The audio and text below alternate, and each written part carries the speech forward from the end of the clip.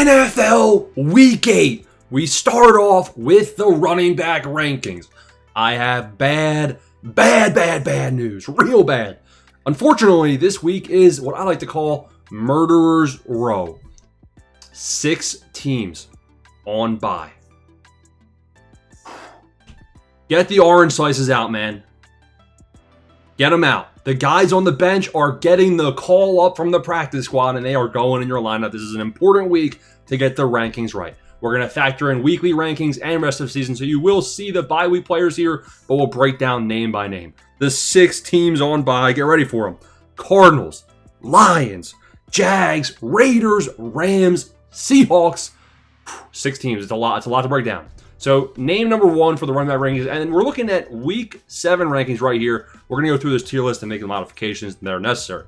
You got CMC, the 49ers. Christian McCaffrey, he remains at the top of my S tier. In fact, all of S tier will remain the same. CMC, guess what he did? 40-point bomb. JT continues to be a lean, mean touchdown machine, and all through the ground, he carries the Colts offense. Then you have Bijan. Taking a look at Bijan, they really focused in week 7 on stopping Bijan Robinson. The 49ers did a pretty dang good job stopping him, but he still had 21 points. It was kind of like a floor game. You know Bijan is going to be so good. He's involved in the receiving game. He's involved in the rush game. Now, even though Algier is going to vulture 25% of the snaps, Bijan is just a whole other level. He deserves to be in S tier. James Cook is coming off of a bye week. So honestly, that's why I like having him as my RB4. You're going to get that extra week, whereas some of the other running backs aren't going to be there. Whereas James Cook already had his bye, and he's been averaging 17 points per game. I like him where he is. Jahmyr Gibbs. Haven't seen Monday Night Football yet while making these ranking videos, but Jahmyr Gibbs does predict out to have a good game versus the Buccaneers. Jahmyr Gibbs is going to be just fine. The Dolphins offense is a tough one to rank. Keep in mind, Gibbs is also on a bye week, so he's not even startable this week in fantasy. But Devon Achane and the Dolphins. I want to break down Devon. He's honestly still not bad. We saw his worst performance of the year was 13 points, and beyond that, he's still averaging, upwards of 16 points per game because of 2 spikes, but also he was averaging 15, 16 without the 31-point game and the 26-point game. He's involved as a receiver. 5+ targets per game is almost a guarantee. Now, if they make a quarterback change, this offense, I don't know if you think the offense is going to get worse, because how much worse can it really get? But I don't know, would they dump it down more? Would they just have less red zone trips? But they're not really having red zone trips. So it's hard to predict, but I think one thing's for sure. Achane should be fine, barring, a full tank where they just preserve this guy's health, which I don't see that happening. I like him where he is. Josh Jacobs is going to have to fall 1 spot in my rankings. Now, Josh Jacobs gives you the 2-touchdown performance. Hip, hip, hooray. But if you look at the snap data, they were really putting in Emmanuel Wilson a lot because not only was Jacob sick, he's been dealing with a calf injury. He was banged up going into the bye week. He's banged up coming out of the bye week. There's no, they'll rest him in the bye week. He already served his bye week, so I'm scared about the long-term outlook here for Jacobs.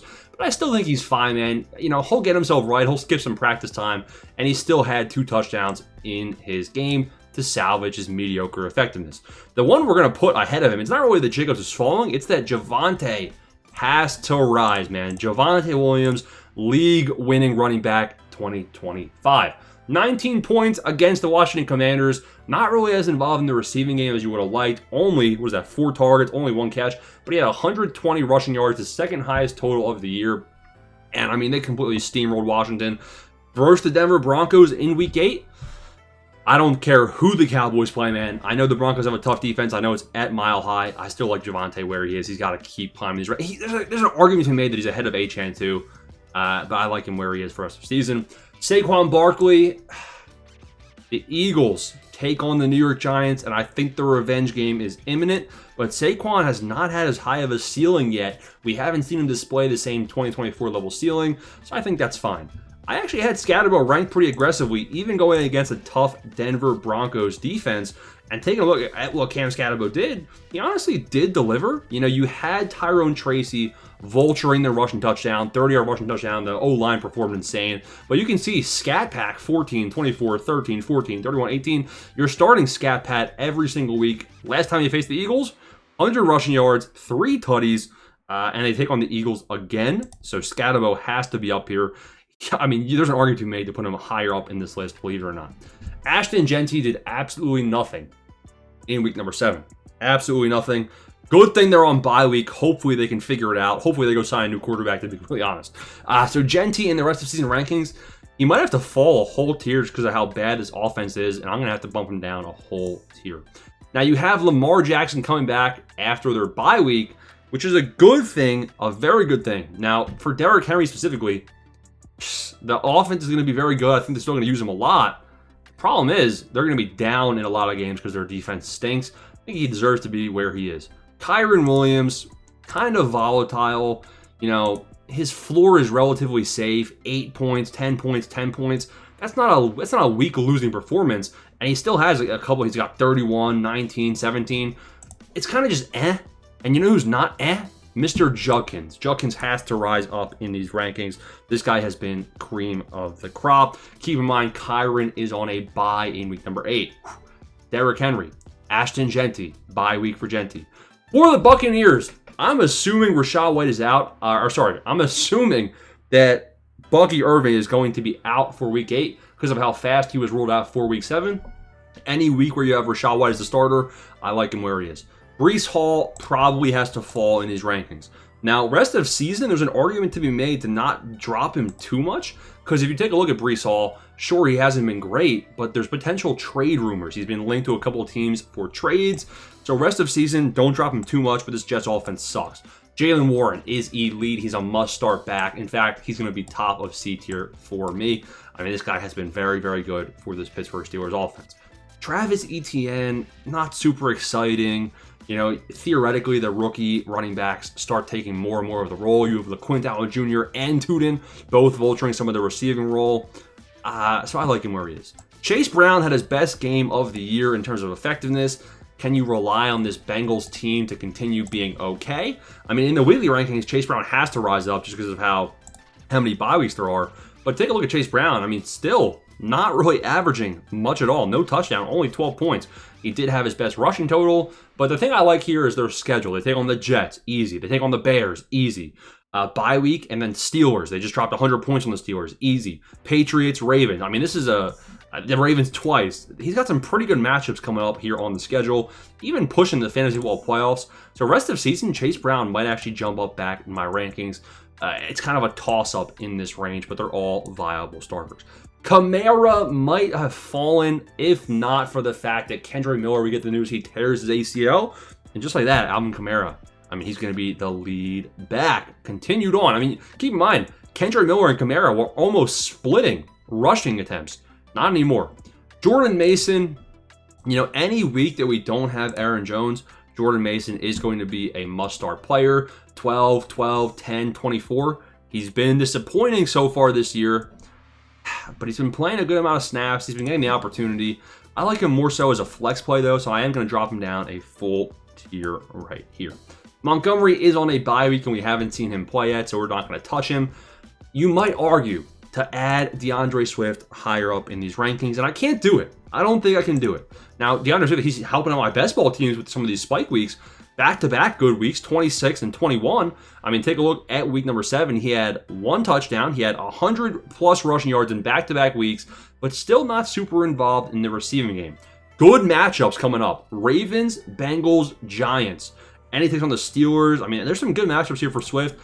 Swift might actually have to jump up in these rankings. I lied. I mean, I'm going to bump him up to the top of D tier. I'm starting him if I have him. I'm starting him with pretty much good confidence. Haven't seen Kenneth Walker play yet. I'm kind of going to take the cop out, right? So he's been volatile. He's looked better than Charbonnet. But, I mean, Charbonnet is vulturing. I don't like it, man. I do not like it whatsoever. And he's on a bye week. So I can take the easy way out and say, I don't know. I don't want to change it just yet. Now, Chuba Hubbard is going to have to fall in these rankings all the way down to E tier. And I'm actually going to say that Rico Scowell should be ahead of Kenneth Walker. I just like him, man. I think Dowdle has some juice. He barely kind of outsnapped Chuba, but Dowdle actually looked better, which you like to see. Tony Pollard had an all right game, but this Titans offense stinks. So I like that in the rankings. Keep in mind, this is going to be representing Dowdle, and then Chuba should be probably down here. He'd probably actually be down at the bottom of D tier. Looking at E tier, this is where things are just sad. Travion, We might have to move him down to the sad tier, but I don't want to just rule things out yet. Pacheco has to rise. Benson, Hampton, they're getting healthier, but they still look weeks out. Ramondre, I'd rather have Ramondre in my lineup than Kemba Walker, than Dowdle. Probably even over David Montgomery. Ramondre Stevenson's going to be a massive riser. Not only is he obviously the clear and only running back in this Patriots offense, they didn't even give Travion garbage time minutes. I mean, he's playing a majority of the snaps, and this is a good offense. I mean, this offense has looked good. They've been in the red zone. I mean, I'm starting Ramondre with confidence, and honestly, he might be a good trade target. I haven't even heard if Joe Mixon is still alive. For all we know, he's gone. So he's not even rankable at this current point. He's in the sad tier, to be completely honest. Algier, Harvey, handcuffed back. Charbonnet, a premium handcuffed back. Bucky, he's banged up, not really rankable in my eyes. We're going to put Dobbins. Where do we put Dobbins? Dobbins has been good. He's been getting all the carries, but the thing you don't like with Dobbins is that he hasn't gotten any receiving work at all. He has one game with more than 10 receiving yards. He has one game with more than 5 receiving yards, and then he's got no games with more than 10. So, I mean, it's not great, but he still is pretty effective. I'm going to throw him in right there. Bill Krosky-Merritt, he's kind of up here with Pacheco, with Travion. I'd rather have JCM starting than Travion, but he hasn't looked great, to be honest. With the new coaching staff, Tyjae Spears is actually rankable. And with the receiving role, I mean, I think Tyjae Spears is right up here in this E tier, which is actually pretty relevant considering the amount of bye weeks that we are going to potentially have. Now, are there any other players that should be ranked? Isaiah Davis, he's not on here, but put Isaiah Davis as a good trade target. Listen, you got Braylon Allen injured, didn't really look that good either prior to the injury, and then you have Breece Hall trade rumors. If we have a Breece Hall trade, Isaiah Davis is the one that will be capitalizing in Breece Hall's place. Now, it's not a great offense, so you might not be too excited, but still you would have the starting running back immediately. Now, other running backs, because again, we have a lot of bye weeks, so we're going to have to go down this list. Where's Judkins? Judkins could honestly be an A-tier running back. We might have done a little bit dirty here, but I like that. So the first name that I don't see on this list we need to talk about is Woody Marks. Haven't seen Marks play yet. My expectation is that Marks would probably be somewhere towards the top half of E-tier, and I think he's a good guy to throw in your lineup if you have some bye weeks. Kenneth Gainwell. I don't think you can trust the man. Only 3 rush attempts when Jalen Moore was healthy in a game where the Steelers scored a lot of points. I don't know if you can trust Kenny G as a bye week replacement. Who can you trust? Kamani Vidal. Kamani Vidal, I would throw right in front of, or maybe even right behind Pacheco. He is a good bye week replacement. You got Tyler Algier, don't really trust him. Nick Chubb, to be honest, is actually a good bye week replacement where, it's a decent floor. All right, Nick Chubb, he'll give us 7 fantasy points. So I think Nick Chubb is actually a name that is worth starting in week number 8. Kareem Hunt is another guy that's not terrible. He should provide a relatively safe floor. And beyond that, it's just dust. I mean, maybe you mentioned Tyrone Tracy, but really, if we look at what Tyrone Tracy did here in week number 7, it's not super appealing. He had the breakaway touchdown, but only had 9 carries, no receiving work. And if he didn't have a touchdown, he's irrelevant, right? So there is the week 8 running back rankings. I'll see you boys in the next position, which will be wide receiver.